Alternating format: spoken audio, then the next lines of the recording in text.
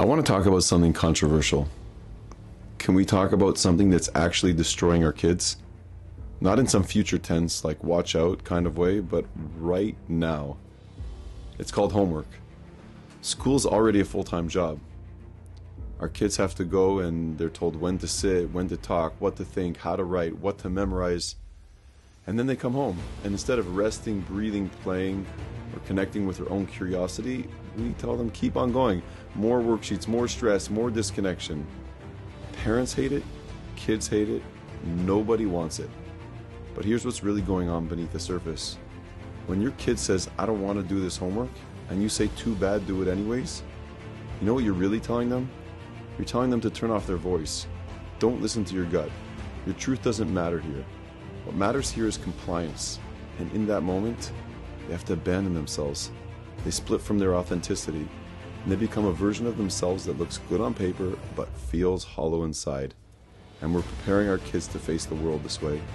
But here's the twist. The kids who fight the hardest, the ones who resist the homework, they're not the problem. They're actually the prophets. They're the ones saying a very deep message. The system doesn't feel right.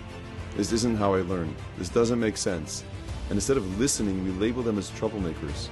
We try to fix them, control them, or worse, we send them to a different type of school, one outside the system, as if the kid is the actual issue. But what if they're not broken? What if they're just refusing to break? What if they're here to challenge the system, not out of defiance, but out of integrity? These kids are holding the mirror up. They're saying, if the system can't handle my honesty, maybe the system needs to grow. So maybe we're not raising disobedient kids. Maybe we're raising truth tellers, and we just forgot how to listen. What would happen if we stopped punishing their resistance and started honoring it? If we saw their pushback not as disrespect, but as a cry for something real? Let's open this up. I want to hear from you. What's your take on homework? On kids pushing back? On the system as a whole?